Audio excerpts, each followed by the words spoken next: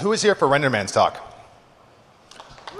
Yeah, he's legit. The sad thing is we're covering the exact same thing, so not at all. I'm Dustin Hoffman. This is Busting the Bar, so if you're here for that talk, welcome. I'm Semyon Reshchikov, and I was the actual technical guy on the talk. Kidding. That's unkind. So, my name is Dustin Hoffman. My parents bet poorly that he wouldn't be known by the time I got of age. Their Enron stocks also didn't work out well. And internet beans, none of those took off. I'm the president and senior engineer for Exigent Systems. We're an IT services firm in Southern California. And I hold a private pilot's certificate. It's not a license, in case there's any purists who want to correct me later, since 2008. So this is Busting the Bar, tracking, air quotes, untrackable private aircraft for fun and profit. Okay. You got. Are we gonna? So yeah. So I was gonna do the whole thing in haiku, but I thought pictures is better. So Jay-Z is serious business. And in case you didn't hear, he got a private jet for Father's Day. So I'm going to tell my wife that my Father's Day gifts needs to be upgraded for next year. That's actually the jet. Like, that's this actual Jay-Z's jet. And it's a nice jet, and not all jets are this nice. His is this nice. Why would someone like Jay-Z use a private plane? Why is general aviation, private aviation useful for someone like him? Lots of reasons. First of all, it'll go like 500 miles an hour. If nothing else, for business people, being able to move around the country at 500 miles an hour on their schedule, as you can imagine, is an incredible advantage. I mean, the man doesn't just write music. He's involved in a number of other business deals. I think he has a bar, or he had one in Las Vegas. Being able to move around and do deals at 500 miles an hour, incredibly advantageous. It's extremely private and discreet form of travel. If you've never flown privately, I mean, not on a fantastic jet like that. Then you're a loser. That was not. If you've never have, it's really an experience. I mean, I fly a little piston engine, single engine plane. But when I fly into McCarran, I fly in and I don't go to the public terminals with the TSA and the bomb sniffing dogs and the x-ray machine. I go to the executive terminal. Someone welcomes me to Las Vegas, drives me, from the ramp in a little cart over to the marble floored lobby. I mean, they treat me like I'm the president or something. He's one of the cool kids now. I'm working on my cred right now. But needless to say, it's very discreet. And everyone there is trained, to typically not talk about who comes through. That's kind of part of the expectation in an executive terminal is it's a discreet form of travel.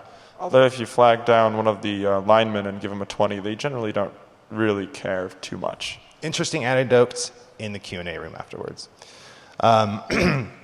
So, extremely discreet way to travel, which, as you can imagine, someone of a certain level of popularity, for better or for worse, really can't travel, on Southwest. It's extremely challenging. You get mobbed with people, right? Justin Bieber can't fly coach anymore, I imagine, or first class for that matter.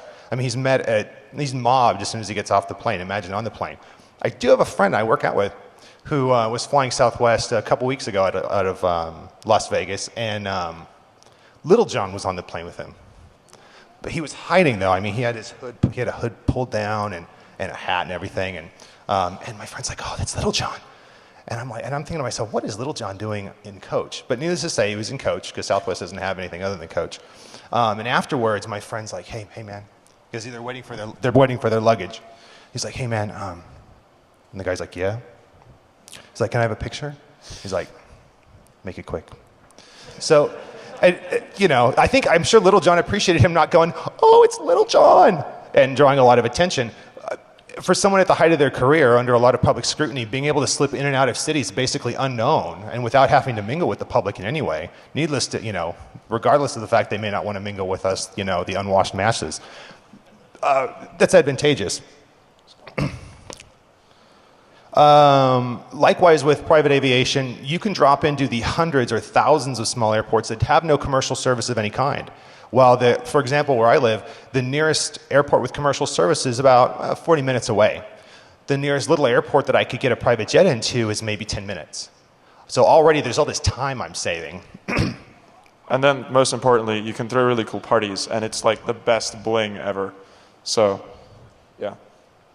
And two, so even if you're not Jay-Z, business people, there's a legitimate business case here. Of course, there's a lot of illegitimate business use too. Planes and boats and second houses are games rich people play against the tax system. But he could, with a sales team, you could bring your sales team to 3 or 4 sales meetings a day in multiple states and still have them home with their families. Owning a private jet, even in some of the ads, is like having a little time machine. Sometimes ads talk just like that. It's like owning a little time machine. Likewise, there's no TSA. There's no bomb sniffing dogs. There's no terahertz X-ray machines. Next slide. And it's really cool. So Jay-Z's liking this as the story goes on. It's like the early 2000s, let's pretend. So he's chilling. He's loving it. So he's taking his private jet out one day in this hypothetical story to a nearby state, because he's having lunch in a nearby state, because when you can move at 500 miles an hour, you can do stuff like that. And then he lands, and he gets off his plane, he gets a text from his lawyer. And the lawyer's like, hey man, I heard you in the area, you want to have lunch? And Jay-Z's thinking to himself, that's weird. How did he know I was here? The lawyer wasn't omniscient, though many think they are. Of course, it may not be your lawyer who wanted to find out where you are.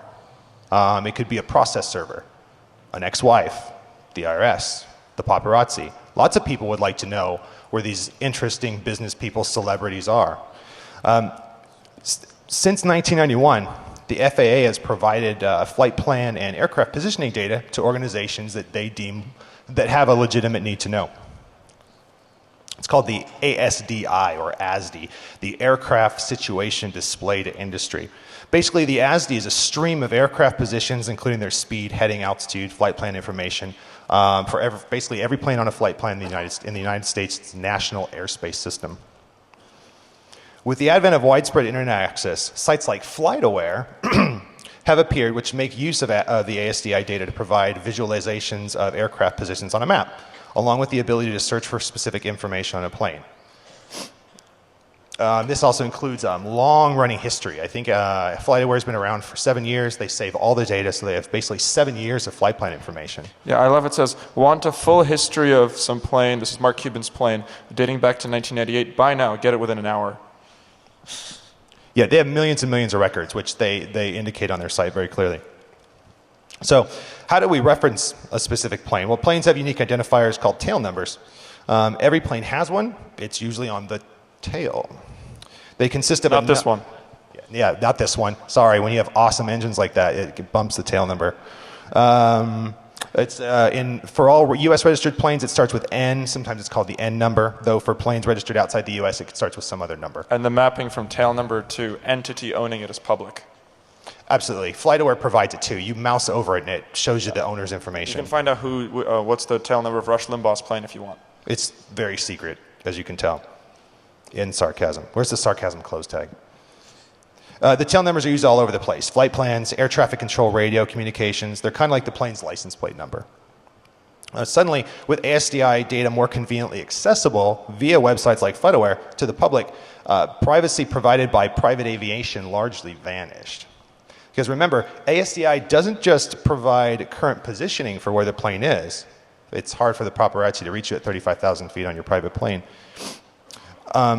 They include information on future flights, because flight plans are usually filed in advance, and they become instantly available in the ASDI stream. So what happens is I file a flight plan right now for tomorrow morning. That data is immediately available with my proposed departure time and destination and arrival time. I mean, the paparazzi can suddenly get ready, or your lawyer, or your process server, or the guy that wants to repossess your plane, which happens. Apparently there's people who specialize in this. With the downfall of the real estate market, for a while, like every real estate guy owned a plane. And then they lost, their cash flow dried up with the fall of the housing market. And there's a bunch of people who cropped up who actually go and repossess planes. They show up. I imagine they're like Dog the Bounty Hunter, but with a pilot's license. That's the way I picture them. Because planes don't have keys, as it turns out, which is weird. If you can get the door open, which requires a screwdriver, you just engine start. It's like a Prius, sort of, but with turbines. You know how to fly. There's a bunch of airplanes a few miles away you could borrow for a little while. They're all vaguely the same. They come with their own getaway vehicle. I just remind myself like down, up, left, right before every flight. All right. So obviously this didn't really please private aircraft people. Wait. I got one more. Okay. FlightAware will send you an email alert for free for any plane you want to sign up for. So you want to watch somebody who's interesting, you just put in your email address and the planes you want to watch. They'll let you know when they're wheels up, wheels down, when they file the flight plan. So that's how your filthy attorney knows where you are. So naturally when FlightAware became popular in early 2000s, private aircraft was kind of dissatisfied by this. So the BARR was created. The BARR is this list of block tail numbers. The BARR is this list of tail numbers that if you're subscribed to the SDI feed, you're not allowed to publish any information relating to them. So if you type in tail number that's on the BARR into FlightAware, you just won't see anything. Let me read you the way they describe it. The BARR blocks aircraft movements from public dissemination upon request. Yeah. It was instituted in 2000, just when the internet became popular by the NBAA, which is a lobbying group for the rich people with planes. Rich Peoples has their advocacy groups like anybody. NRA for gun owners, PETA, NAMBLA, I guess. There's I'm not saying they're bad guys, though I will say their PR guy was not nice in his response to us doing this talk. So in the Forbes article he's quoted, he's not thrilled with us. So anyway, the BARR is free to sign up for. You don't need any justification to put yourself on it. In 2007, Congress tried to impose you having to show a valid security concern, but the second that happened, not 2007, 11. But the second that happened, the NBAA began advocacy efforts, and they succeeded, and that provision was repealed. Yeah, they claim they immediately began advocacy efforts on the aircraft owner's behalf. Yeah, so these guys are hurting right now, friends. If you're like Jay-Z, you're probably on the BARR. Pretty much everyone is. Let me put it this way: I have clients with private aircraft. They're not even that interesting. Okay, if they hear that, you're super interesting all the time. But, I mean, they do mundane things, right? But they routinely put themselves on the BARR. There's no reason not to. It costs nothing. You don't need to demonstrate a valid security concern. You don't have to say that, like Mexican drug lords are looking to kidnap you or anything. You just go, I want to be blocked, and you're blocked. So this makes people like this happy. Hey, all right. Yeah. So just if you were here for Enderman's talk, he was talking about trying to track people on the BARR using ADS-B, right? And, well, they possibly is a good idea. Do that. And ADS-B is awesome, and there's a lot of interesting things you can do with it, as is obvious. But the problem is that there's very, very, very low penetration on private aircraft because, I mean, it's private. Like in your car, you don't have to tell the feds about your car's GPS. And so people like private aircraft owners are also very strongly against telling everyone about whether they have ADS-B installed on their plane or not. Let me say this. Let me tell you how much ADS-B costs. Whatever it should cost, like times 10. As soon as you put it's for aircraft, everything like I don't know what's the fancy word for times 10? Decade, magnitude. Okay. He doesn't know either. It's a lot. It's a lot more than it should cost because it comes with like this yellow paperwork from the FAA that says it's all right for use in aircraft. Yeah. But no one really knows what the penetration rate is for private aviation. But it's really low. I don't have to tell anybody that I have a mini disc player in my car. So. And the essential problem is that it's not going to be mandated on private aircraft until 2020. So you can't really track all the interesting people using ADS-B. And even by 2020, let's be honest. Do you remember the switch to digital television over the air? How many times was that pushed back? I mean, that was relatively cheap, and they were giving away the things for free. And like I said, even the NBA has a lot of power, like the NRA. They're very influential. All right. So we were just kind of, it seems like it's pretty hard to track people on the BARR as of right now. You can go do this, but. Yeah, you aren't allowed to publicly disseminate their information according to the agreement, if you are FlightAware or something. Now listen to this. Henderson Tower, Skyhawk 736 Kilo Delta. It's really hard to hear, isn't it? Crap. That wasn't part of the demo. Demo fail. You got to click the arrow. Oh, brilliant. I told you to get a Mac. 4,600 6 mile 45 for, and I have November. So I don't know if you've listened to any air traffic control feeds, but that says that this plane was at this place at this time. Who was the guy's name? Do you remember? Oh, it's owned by some like No Name LLC, another game rich people play. Yeah, so sorry. But I mean, here I can tell you something about him though, even though there's not that much public information. It's Skyhawk 736 Kilo Delta. It's a single engine piston from 1977. He was at Henderson landing on Wednesday, July 25th at about 10:30 in the morning, which Henderson's just a couple miles south of here for you guys that know the area. We looked him up with just his tail number. If he's here or ever hears about his presentation, it's nothing personal. Yours is just the first one I came upon. So it turns out that you can download anything from the internet these days, including like the recordings of every single air traffic control feed ever, because aircraft enthusiasts like to be enthusiastic about aircraft. My grandpa still listens to the police scanner, so I have know a that friend it's that who weird. would listen to stuff from live ATC to go to sleep. He's kind of weird. Now you know why controllers go to sleep. It's boring. Yeah, and so there are websites like Live ATC, so Live ATC as of Friday was monitoring 645 airport frequencies, which is almost every single major, certainly all the major airports in the US. Interesting ones get monitored. Yeah. So we were sitting there, and we're thinking, hey, I have Siri on my phone. And I can talk to Siri, and it can sort of understand me. And, I mean, I can understand what these ATC guys are talking about, sort of. So why not just use speech recognition to scrape all the tail numbers off of these public feeds? I mean, it's public radio. You're broadcasting to the public, so it's totally legal. And why not? I'm a friend. Yes. What? Okay. So let me give you a basic introduction to speech recognition. So you have this sound wave. You break it up into little short bits. Then you analyze that. You take a Fourier transform, and then you look at various interesting points of it. So you get some vectors in like a 13-dimensional space. So you have a sequence of those. So that's cool. We can deal with vectors. We just use linear algebra to make some models, and the models let computers understand language. So the first job is you have these little things, and you have to teach your computers to understand what meaningful sounds are. So you have a phonemes, which is like o or sh or it, and I thought that's what you rubbed on yourself to make girls like you. yes.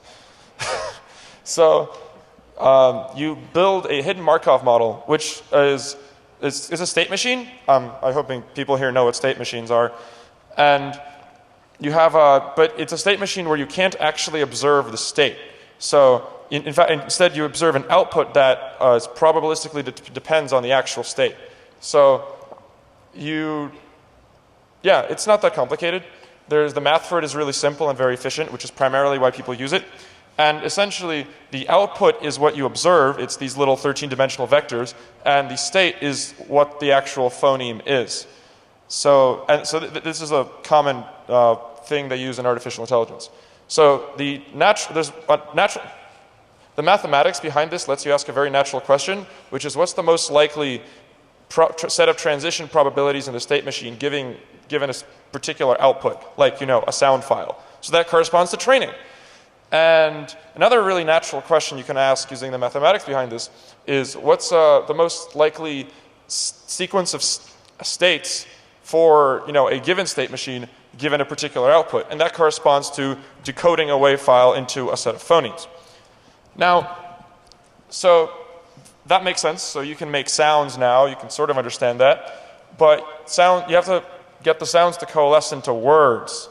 So this is what various air traffic control things look like. So here on the top you have what does that even mean? I'm just kidding. Yeah, so this is some plane. The American 1581 is just a standard commercial flight, and he's talking to Washington Departure. Washington Department says basically Washington Departure says to American flight 1581, radar. He has radar contact confirming. That's a required thing that ATC says, and he's to climb and maintain 17,000 feet.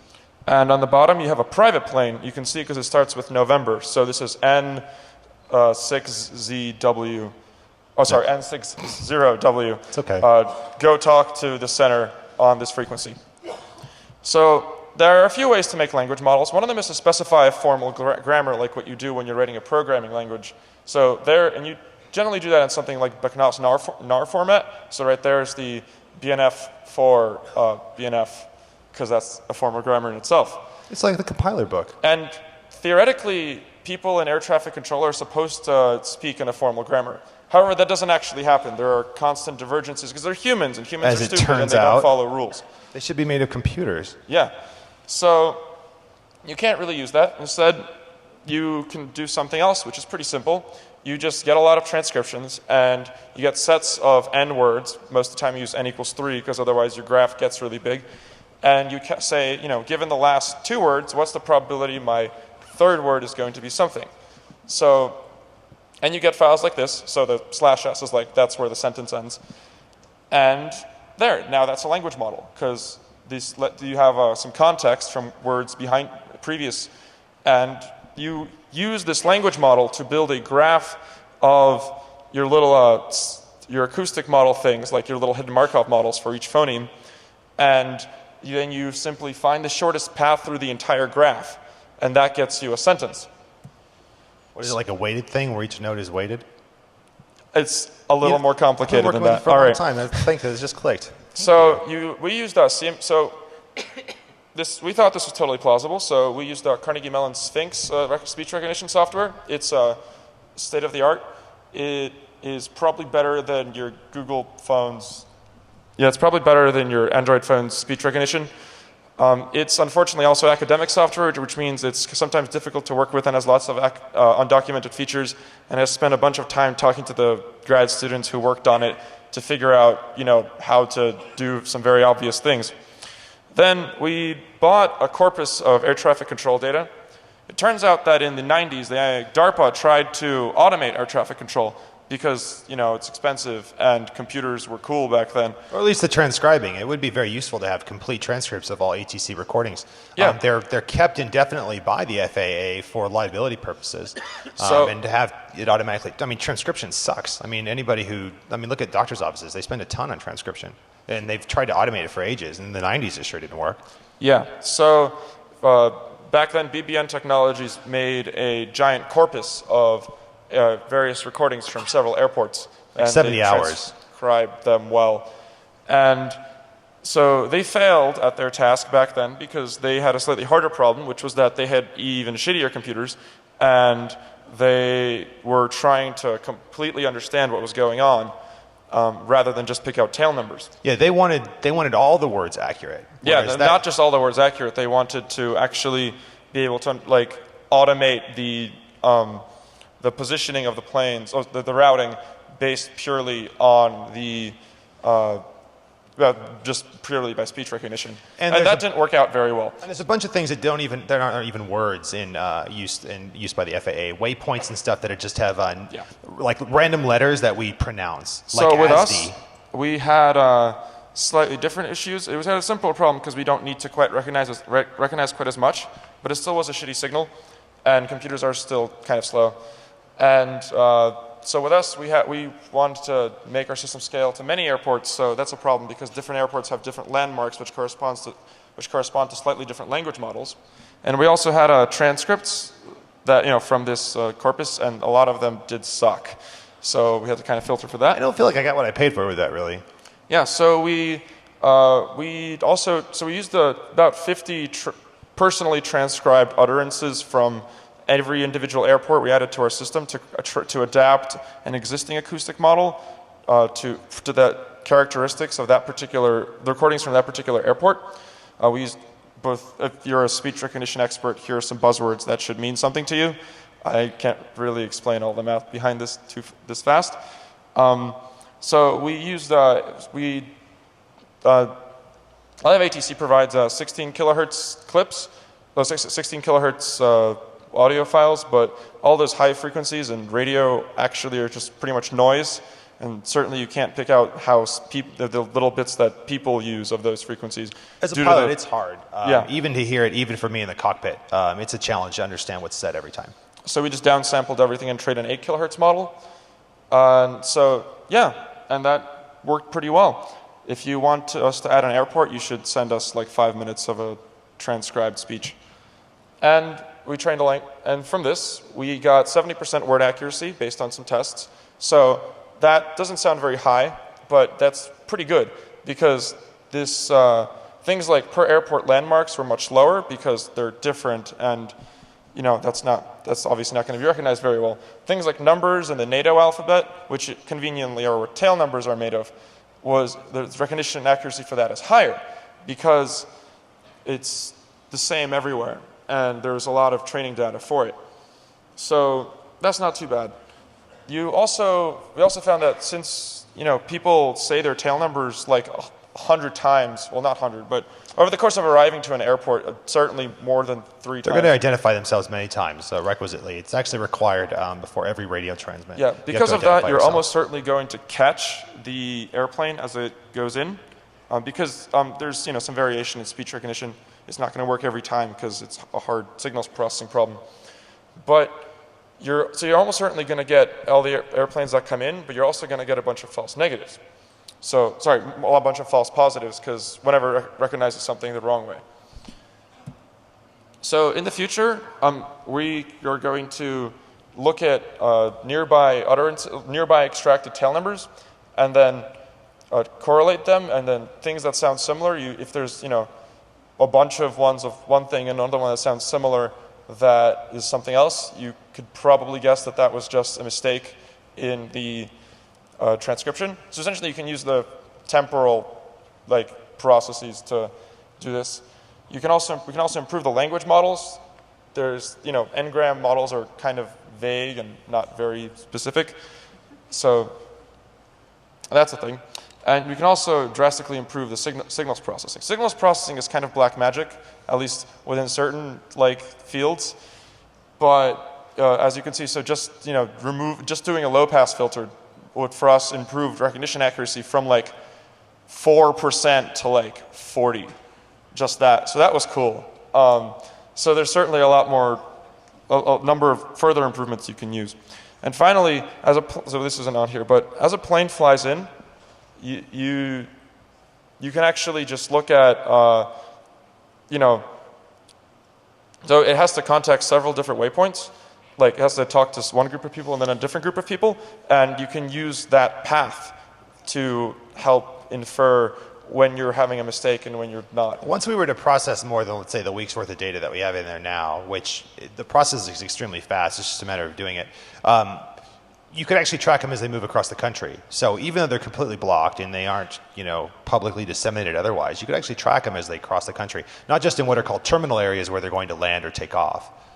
Yeah, so this method is inherently somewhat imperfect because, well, let's listen to this other clip. I don't think anyone has any idea what this guy is saying. 9 Alpha to Bravo with formal navigation, 74 miles per unit, thanks. It's just gibberish, I'm not even joking. I don't know how these air traffic control guys And I know that guy. No, I actually want to listen to it again because it's just hilarious. 9 Alpha to Bravo with formal navigation, 74 miles per unit, thanks. Sorry. I admit it sounds way worse here than it did in our hotel room, so that's pretty awesome. Yeah. And that was at McCarran, so you can imagine the controller just freaking out right now, trying to figure out what this pilot's doing. So, yeah. So you're never going to get perfect recognition accuracy with something like this, but although you can, in fact, track a bunch of flights. We have a website, openbar.net. It's not yet public, although there are some sample transcripts and us actually pulling out plane numbers. Because we were hacking at it till last night, let me be real honest. Yeah. And so pretty much the reason it's not public is because we haven't written the search engine for checking for 1, 4, and 14, and 0, and 0. It's a bunch of bull crap. There's a book that prescribes how everybody's supposed to talk in the radio. No one's using it. Yeah. So apparently there's a lot of permutations for the way you could say numbers. And it's a little frustrating to me. Yeah, I have to admit, when I started searching through the thousands of records and I wasn't getting any, I was freaking out a little bit. But yeah, we can in fact, we have all the transcripts just sitting on our server, and we'll be opening this up to the public pretty soon. Here. Oh, here, skedaddle. Careful. Watch out. Cord coming through. Thank you. Buttons to push. Hold on. What is this? What does that even mean? There we are. This I know. There's nothing on this computer. Oh, including internets, apparently. Oh, God. Hold on. Wait, what? You turned on Wi-Fi. What's wrong with you? I don't have the more GBs, man. Hold on. You talk for a minute. All right, I don't know what you're trying to do. Anyway. I was going to get on the internet. I'll figure it out. Yes? You're...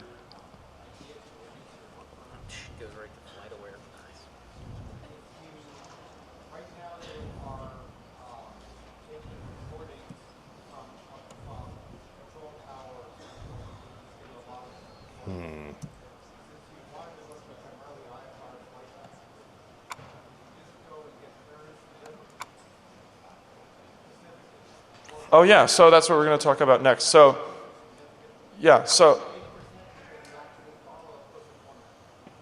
yeah, this is what, I don't know what Dustin is trying to do, but I'm just going to continue talking. I was going to go on the internet and show him the site. So, does anyone here want to find out how you can track all the planes yourself with really, really high recognition accuracy in the United States? If you don't, oh yeah, that's the right answer is naturally no. But in fact, the FAA, that the whole that ASDI feed, it is, you can sign up for it yourself. Now, it used to cost money. You used to like have to provide your own line, but now there's just you can search for ASDI feed, and, you know, and there's a page on the FAA website. You have to send an email. We've sent this email. Hold on, I have a slide for that. Yeah, anyway, so what you can do, you send this email, they reply you with this really nice thing saying, oh yeah, all you need to do is just set up this, you know, yeah, there we are. This is what you need. These are the technical requirements for tracking all the planes. You have to send an email. You have to have a really, really, really big bandwidth, because this is like big for, you know, the early 90s. You have to know how to parse XML and set up a secure VPN. And you have to sign some forms that say that anyone who's on the BARR, you can't disseminate that information. But that doesn't stop you naturally from disseminating, say, internally within your company or acting on it. And you can find out what everything's going on. Yeah, this, next. frankly, next. Page down, space. So that's what the feed looks like. It's just super easy. If there are two versions, there's one where you can find out things 5 minutes later, like there's a little delay. And that way you can't get, like, there's an auditing process that might occasionally come across you if you want live data. But instead, if you're okay with, you know, flight plan data 5 minutes later than real, which is totally okay if you're like TMZ and trying to get Jay-Z. Because remember, you'll get the flight plan the day ahead of time. You don't ever have to be audited. So seriously, everyone in this room should do this. Just if you, no, you just can. Yeah, you can't tell anyone else about what you see there. But you can track every plane. You know, can now find out exactly where Rush Limbaugh is flying. So this is really nice. NPR thought it was a good idea. Yeah, but it also is not that great because it means that there's, you know, this whole BARR thing. This there are a lot of private aircraft owners that think that their flights are private. In fact, they're not. There are a bunch of people doing this. The FAA has a list of the people subscribed to the SDI feeds, and there's 64 groups. Actually, it wasn't even 64 groups. It was like several groups were named like multiple times with multiple people. Yeah. So it might be like 30 groups are named as having subscribed. That doesn't sound that bad. However, if you look at the forms that you have to sign to get a copy of the ASDI feed, you can opt out of being on this list. So, and we sent our email, and I'm signing up. As of Friday, there were 30 subscribers on the wait queue to be connected, which means that kind of very strongly implies that the number of total people subscribed is much, much, much larger than 64.